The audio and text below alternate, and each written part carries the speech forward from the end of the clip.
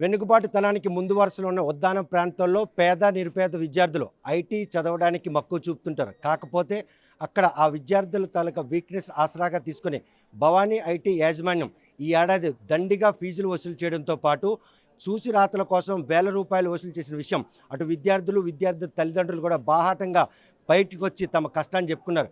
ఈ విషయాన్ని మాత్రం పరిగణలోకి తీసుకున్నటువంటి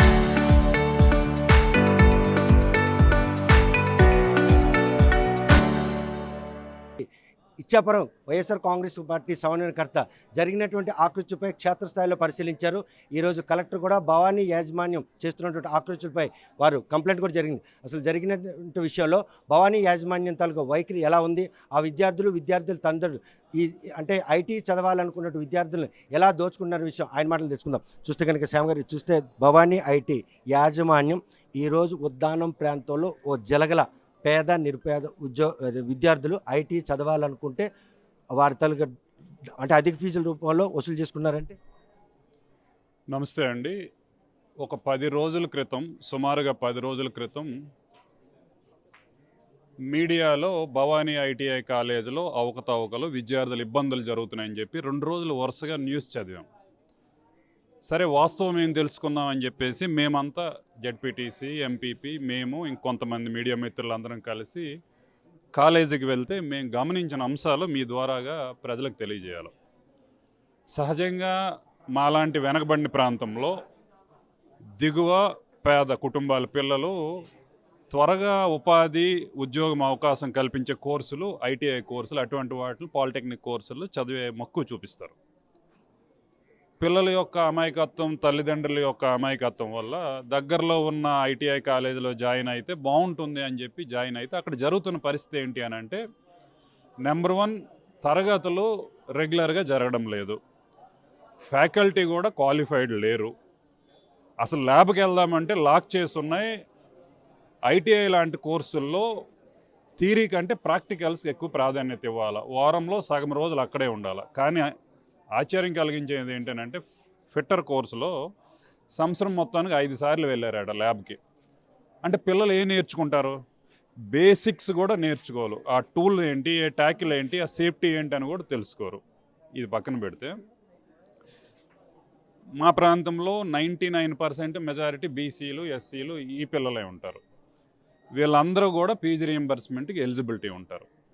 వాళ్ళ ఫీజు రీయింబర్స్మెంట్ వాళ్ళ అకౌంట్లో, వాళ్ళ తల్లిదండ్రుల అకౌంట్లో రాకపోగా, అదర్వైజ్ కాలేజ్ అకౌంట్లో పడిందో లేదో తెలియకపోగా, ప్రభుత్వం నిర్దేశించిన ఫీజు కంటే రమారామి 10-15 వేలు అదనంగా కట్టించుకోవడమే కాకుండా రికార్డులు అని చెప్పేసి ఎక్స్ట్రా, స్టాంపింగ్ అని చెప్పేసి ఎక్స్ట్రా, హాల్ టికెట్ ఇవ్వడానికి ఎక్స్ట్రా, పరీక్షలు రాయించడానికి ఎక్స్ట్రా, ఇవన్నీ తీరా మధ్యలో ఎవరికో ఒక పిల్లడికి ఏదో బయట ఉపాధి దొరుకుతుందని చెప్పి మా సర్టిఫికేట్లు మాకు ఇవ్వండి అంటే సర్టిఫికేట్లు వాళ్ళ దగ్గర పెట్టుకొని అవి ఇవ్వడానికి డబుల్ ద అమౌంట్ ఫీజు కట్టించుకుంటున్నారు.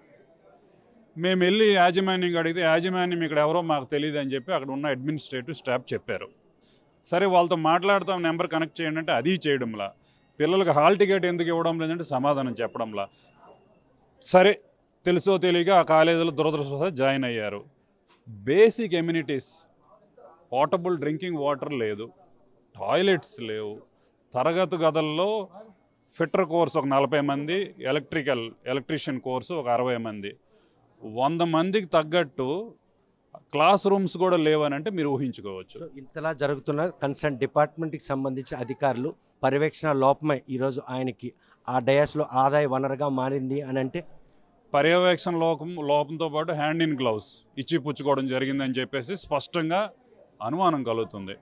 ఎందుకనంటే ఇది మీడియాలో వచ్చిన తర్వాత సంబంధిత కన్వీనర్కి, అధికారుల దృష్టికి ఖచ్చితంగా వెళ్ళే ఉంటుంది. బాధ్యత కలిగిన అధికారులు ఎవరైనా ఈసారికి ఎంక్వైరీ ఇనిషియేట్ చేసి ఉండాలి. పూర్తి వివరాలతో మీడియా క్లిప్స్తో జేసీ గారికి ఈరోజు ఇవ్వడం జరిగింది. ఐ రిక్వెస్టెడ్ హిమ్ పర్సనల్గా మీరు ఇది ఎంక్వైరీ చేయండి. కారణం ఏంటంటే, ఇది ఒక ఇన్స్టిట్యూట్, అలాంటి ఇన్స్టిట్యూట్ ఒకటి మా ప్రాంతంలో మేము స్వాగతిస్తాం, ఒక ఐటీఐ కాలేజీని, కానీ పిల్లల జీవితాలతో మాత్రం ఆడుకోవద్దని చెప్పేసి పూర్తిగా ఎంక్వైరీ చేసి పిల్లలకి, ఆ తల్లిదండ్రులకి ఏదైతే అదనంగా ఫీజు వసూలు చేశారో అది వెనక్కి ఇవ్వడమే కాకుండా భవిష్యత్తులో కూడా సరైన విధంగా క్లాసుల నిర్వహణ జరిగించే విధంగా చర్యలు తీసుకోవాలని చెప్పేసి గట్టిగా డిమాండ్ చేయడం జరిగిందండి. చూస్తే కనుక మునుపెన్నడూ లేనటువంటి ఒక పరిణామం, భవానీ ఐటీ యాజమాన్యం పోలీసులు కంప్లైంట్ ఇవ్వడం, సాక్షాత్తు ఎస్ఐ ఈరోజు ఒక మీడియా ప్రతినిధికి నోటీస్ ఇవ్వడం ఈ పరిణామం ఎప్పుడైనా శ్రీకాకుళం జిల్లా చరిత్రలో ఉందా? శ్రీకాకుళం జిల్లా చరిత్రలో ఇదే మొదటిసారి ఒక ఎడిటర్ మీద నోటీస్ పోలీసులు జారీ చేయడం ఇది Andhra Pradesh federation of working journalist తీవ్రంగా ఖండిస్తుంది. దీనిపైన కూడా Indian federation of working జర్నలిస్ట్కి press council దృష్టికి కూడా తీసుకెళ్ళడం జరిగింది. ఏదైనా తప్పులుంటే ఫిర్యాదులుంటే అక్కడ ఉన్న మీడియా రాయడం వాళ్ళకి ప్రాథమిక హక్కు, ప్రజాస్వామ్యంలో భావస్వేచ్ఛకు మొదటి విధానం. అలాంటిది స్వేచ్ఛగా వార్తలు రాస్తున్న వాళ్ళ పోలీసుల చేత అణిచివేత చర్యలు చేయడం అనేది దుర్మార్గమైన చర్య. ఇందులో పోలీసులకి ఎంత భాగం ఉన్నదో మేము ఆల్రెడీ ఉన్నతాధికారులు ఫిర్యాదు చేసాం. ఇది చాలా తప్పుడు విధానము. ఇటువంటి విధానాన్ని ఈ సమాజం క్షమించదని ప్రజాస్వామ్యవాదులు ఎవరు కూడా క్షమించరని తెలియజేస్తున్నారు. సార్, ఒక ఫ్యాకల్టీగా ఈరోజు ఐటీ వ్యవస్థలో కేవలం ఆదాయ వనరుగా యాజమాన్యాలు మార్చుకుంటున్నాయి అనడానికి కంచిల్లో భవానీ ఏదైతే ఐటీ యాజమాన్య నిర్వాహకం ఒక తార్కారంగా చెప్పుకోవచ్చు. ఖచ్చితంగానండి. ఇవాళ ఏదైతే ఐటీ సెక్టర్ ఉందో దాన్ని మనం ఈ ఫ్రాడ్ చేస్తున్నటువంటి పరిస్థితులు ఇవాళ కనిపిస్తూ ఉన్నాయి. ఇది నిజాయితీగా నిబద్ధతగా కనబడటం లేదు. దీన్ని మేము తీవ్రంగా ఖండిస్తున్నాం. పేద మధ్యతరగతి కుటుంబీకులు ఐటీఐతో పాటు ఏదైతే పాలిటెక్నికల్ ఇట్లాంటి కోర్సులు ప్రాధాన్యత అంటే తక్కువ జీతాలకైనా ఉద్యోగం వచ్చే అవకాశం ఉంటుంది అన్నట్టు ఉద్దేశంతో అటువంటి పేద నిరుపేద కుటుంబాల విషయంలో ఈరోజు ఇటువంటి ఆదాయ వనరుగా మార్చిన యాజమాన్యంపై ఎటువంటి చర్యలు చేపట్టారు? మనం ఏదైనా సరే కఠిన చర్యలు తీసుకోవాల్సిన అవసరం ఉంది. ఇవాళ ఐటీ సెక్టర్ మనం ఇచ్చేస్తూ ఉన్నాం.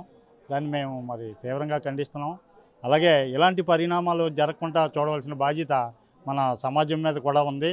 ఇది చాలా అన్యాయమైనటువంటి సంఘటన అని చెప్పి తెలియజేస్తా ఉన్నాం. ముఖ్యంగా ఉద్దానం ప్రాంతంలో భవానీ ఐటీ యాజమాన్యం ఆ ప్రాంతంలో ఏదైతే టెక్నికల్ రీత్యా కోర్సులు నేర్చుకోవాలన్నట్టు పేద మధ్యతరగతి కుటుంబీకులు ఐటీలో చేరడానికి మక్కువ చూపుతారో వారికి ఉన్న ఆర్థిక ఇబ్బందుల నేపథ్యంలో ఆ ఫీజులు కట్టుకోవడం వరకే ఆ కుటుంబాలు మాత్రం ఈరోజు వారి స్తోమత నిర్వహిస్తే ఈరోజు ఫీజు రియంబర్స్మెంట్ విషయంలో కూడాను ప్రభుత్వం నిర్దేశించిన ఫీజు కంటే ఎక్కువ ఫీజులు వసూలు చేయడం, ఫ్యాకల్టీ సరైనది లేకపోవడం, అదేవిధంగా ఇన్ఫ్రాస్ట్రక్చర్ లేకపోవడం, ఇటువంటి పరిణామాల నేపథ్యంలో క్లాసులు కూడా జరగకుండా పరీక్షల నిర్వహణ, అదేవిధంగా ప్రాక్టికల్స్ నిర్వహణలో కూడాను అలసత్వం యాజమాన్యం తాలూకు ఆకృత్యాలు ఎండగట్టారన్నటువంటి ఉద్దేశంతో ఈరోజు మీడియా మీద కూడాను పోలీసులు కంప్లైంట్ ఇచ్చి వారు మాత్రం వారి ఆధిపత్యం చాటుకుంటాం. మరి కన్వీనర్ స్థాయి అధికారులు వారితో ములాఖత్ అయ్యారా, పోలీసు కూడా భవానీ ఐటీ యాజమాన్యానికి అండగా నిలిచిందా అనే ప్రశ్నలు తలెత్తున్నాయి. మరి ఈ విషయంలో ఉన్నత స్థాయి అధికారులు ఈరోజు క్షేత్రస్థాయిలో నిర్మించి నిజాలు నేర్పించి ఆ ప్రాంతంలో పేద ప్రజలు